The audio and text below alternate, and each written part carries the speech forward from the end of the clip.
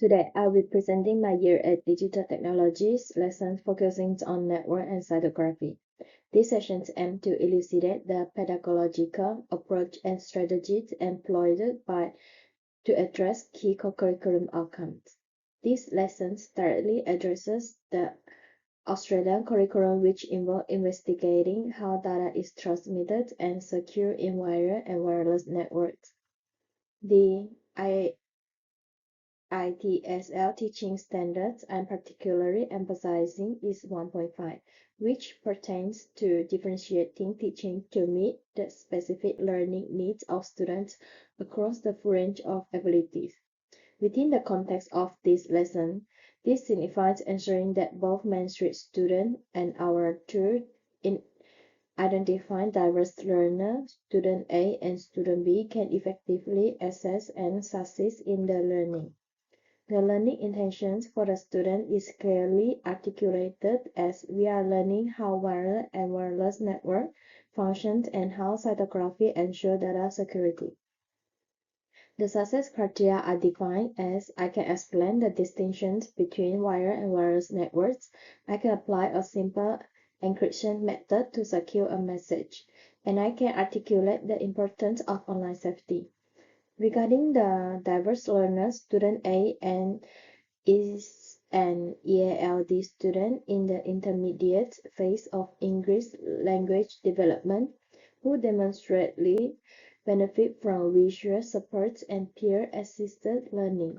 Student B present with a receptive language disorder, necessitating that instructions be segmented into smaller, manageable steps supported by vision and augmented with additional processing time to facilitate comprehensive understanding.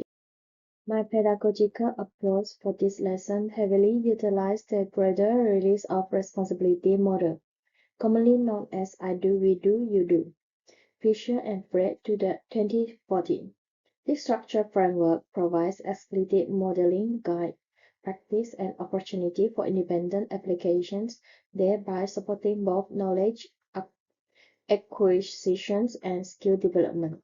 The lesson commences by stimulating student interest with a concise video constructing wired and wireless networks, directly linking the concepts to students' real-life experience. This strategy caters to multiple learning modalities: visual, auditory, and kinesthetic, effectively connect abstract concepts to tangible tasks and crucial aspect for adolescents transitioning into formal operational thinking as identified by Piaget. I further incorporate peer learning through structured think, pair, share activity. This approach fosters confidence, particularly for student A, and cultivates collaborative problem-solving skills across the entire class.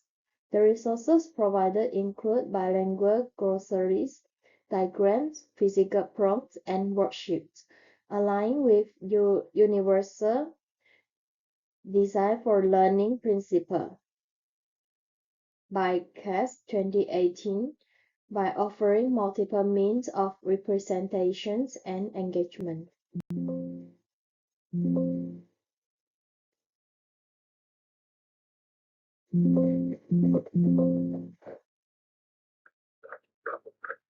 In this lesson, I've incorporated a target differentiation strategy to ensure that both student A, an EALD learner, and student B, who has a receptive language disorder, can effectively access, engage with, and master the content. These strategies are firmly grounded in inclusive education principles and supported by current educational research. Firstly, visual supports and graphic organization will be provided through label diagrams, infographics, and flowcharts. Visual aids are instrumental in reducing cognitive load and assisting student A in comprehending key terminology, while simultaneously supporting student B in processing and recalling information, which from May 2009. Secondly, pre-teaching vocabulary will occur before the main activity, introducing essential terms through image and illustrative example. This method supports student A's language acquisitions and affords student B the necessary time to process unfamiliar terminology. From Marzeno and Pickering, 2005. Thirdly, I will employ chunky instructions breaking down complex tasks into discrete sequential steps. This scaffolding significantly benefits both learners by preventing information overloads. From Swiller, 2011.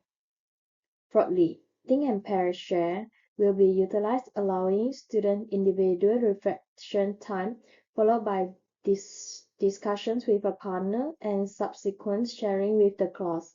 This strategy enables student A to rehearse language prior to public speaking, while student B benefits from exposure to peer phrasing before formulating her own response. From Lyman, 1981. Fifthly, multimodal instructions will be implemented, combining verbal explanation, demonstration, hands-on activity, and digital stimulations to cater to diverse learning styles. Research indicates that engaging multiple modality enhances comprehension and retention from diverse learners. From Fleming and Nels, 1992.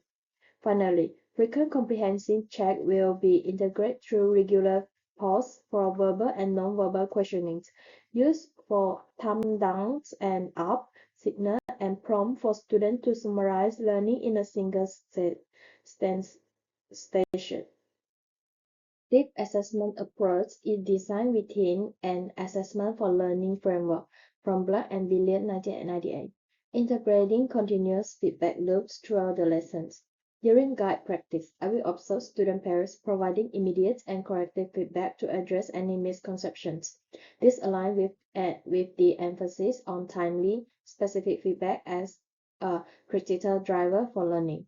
At the conclusion of the lessons, a brief pair quiz will be run to ascertain understanding. This method not only assesses factual knowledge but also fosters collaborative learning. Additionally, the implementation of break assist ticket will require students to articulate one aspect they found easy and one they found challenging. This rapid reflection tool is invaluable for identifying students who may require additional support in subsequent lessons.